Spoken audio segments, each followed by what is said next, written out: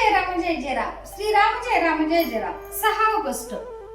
भगवंताचा आनंद निरुपाधिक असतो. प्रत्येक मनुष्याची प्रवृत्ती भगवंताकडे जाण्याची असते, कारण त्याला आनंद हवा असतो.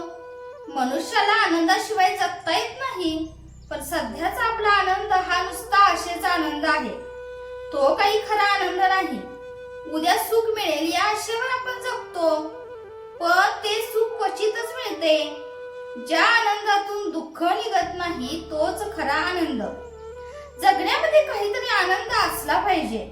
जगणे जर आनंददायक आहे तर मग आपल्याला दुःख का होते? वास्तविक आपण कशाकरिता काय करतो हेच विसरतो.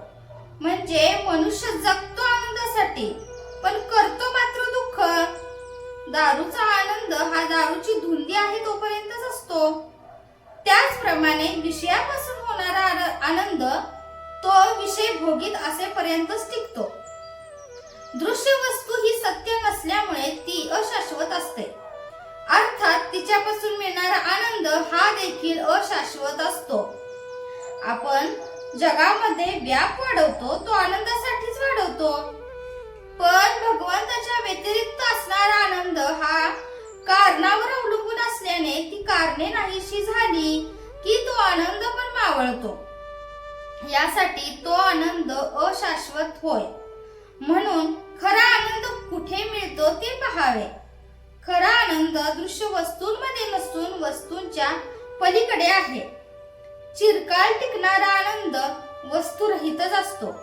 म्हणून आनंदासाठी वस्तूच्या मागे लागणे बरोबर नाही.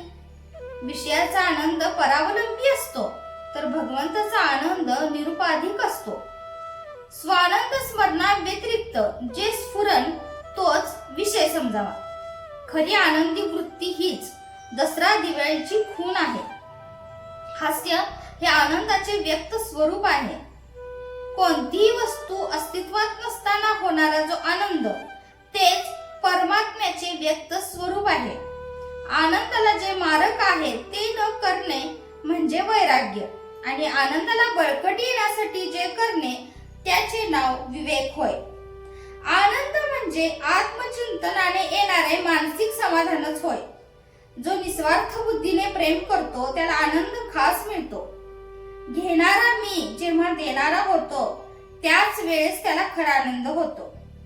ब्रह्मानंद हा प्रत्येकाच्या हृदयात स्वयंभू आहे. वृत्ती वळवून तो चाखला पाहिजे. एकांतात स्वस्थ बसावे, रामाला आठवावे, त्याच्या पायावर मस्तक ठेवून त्याला म्हणावे, रामा माझे मन शुद्ध कर, देह बुद्धी येऊ देऊ नको. तुझे चरण तुझे हास्य मला सदा पाहू दे. तू माझ्या मस्तकावर वरदहस्त ठेव. रामाला प्रेमाने आळवून राम परमानंद रूप आहे असे जाणून त्याच्याशी अनन्य होऊन राहावे. मी कुणीच नाही, सर्व राम आहे आणि मी रामाचा आहे या गोड भावनेत आनंदाने असावे. जय जय रघुवीर समर्थ. आजचे बोधवाक्य. मनात प्रत्येक संकल्प उठताच त्यावर रामनामाचा शिक्का असावा.